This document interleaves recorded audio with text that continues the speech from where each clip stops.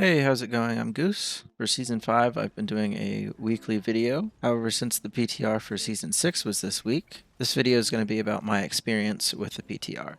Start off by talking about the new progression system.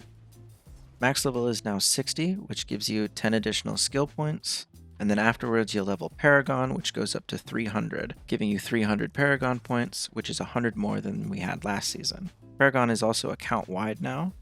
I really like this change as it encourages playing alts. It makes it so you don't have to do the same tedious leveling grind with every new character you make within the season. There's more changes coming to the Paragon system in Season 6, but this is just a basic overview of some of the things I experienced in the PTR.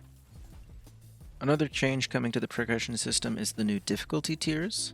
There are 8 of them. There are normal, hard, expert, penitent, and then torment 1, 2, 3, and 4. When you first start, you have access to normal, hard, and expert, and then at level 50 you unlock penitent. You unlock torments 1 through 4 by grinding out the pit. Once you hit torment 1, ancestral items with greater affixes can drop, and then as you move up through the torment difficulties, the chance of ancestral items dropping gets higher and higher, as well as the difficulty. In torment 4 you get minus 100% resistances and minus 1000 armor. I think the tormented difficulties are notably more difficult than the last. Going from 2 to 3 and 3 to 4, I actually had to stop in between the tiers and rework my gear to make sure I was hitting my defensive caps. But the lower difficulty tiers are not really anything. I started on expert, so completely skipping normal and hard. And as soon as I unlocked penitent, I just immediately swapped over to penitent with no difficulty whatsoever. So the lower difficulties definitely don't have an effect on your leveling progress, but once you get into the torment levels, you actually do have to spend some time reworking your gear before you move on to the next difficulty. They have also swapped the rewards you get from the pit and nightmare dungeons. The pit now rewards glyph XP, and nightmare dungeons now offer masterworking materials. The way glyphs level has also changed to a chance-based system that is very similar to the way you level gems in Diablo 3. And glyphs can also be leveled to level 100 now rather than stopping at 21, and they can gain some additional bonuses.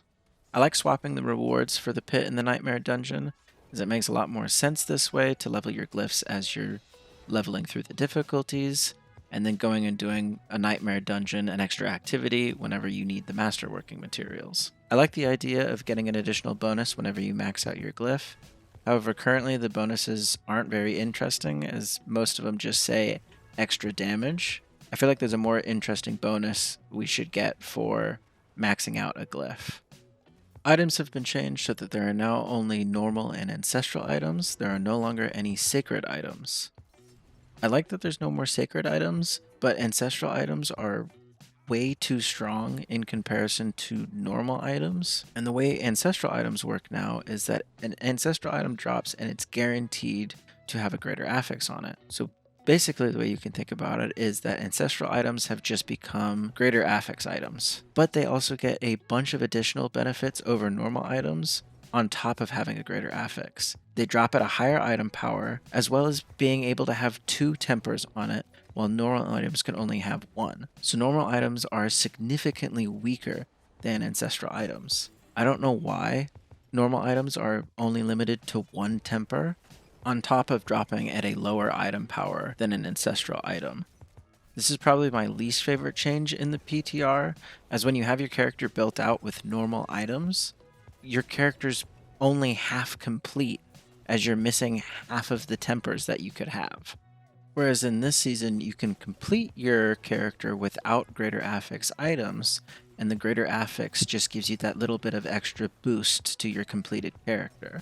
I think bare minimum normal items should be allowed to have 2 tempers on them, so that you can actually make a completed character with just normal items. And ancestral items should give you that little bit of extra juice to hunt for once you've hit the end game. I honestly haven't played around with the new rune word system too much, and part of that is due to how basic the system is. The way they work currently is you equip a ritual rune, which is your generator, and then you equip a invocation rune, which is your spender. Both of these just work passively once you have them equipped, and you just use the ones that are most effective with the build you're using. So whatever one will generate you the most offering, such as if you use a lot of cooldowns, you would use Yule, and whatever invocation gives you the most damage currently. So I think it's a good base system to build off of. It's still exciting because it's an interesting new mechanic that we didn't have before, but most of the runes really just say more damage, which isn't that engaging of a system. So hopefully they can add some more interesting runes in the future. To end on something I think everybody can be excited about, we have new skills for each of the classes. I think the two standouts for me are the Dance of Knives Spin to Win Rogue. That looks like a lot of fun and seems to be pretty strong from what I've seen. I also really like the Necro's new ultimate Soul Rift. That might be the first thing I try out after playing Spiritborn. That concludes my experience with the PTR. I'll see you back in the Season 5 waiting room next week.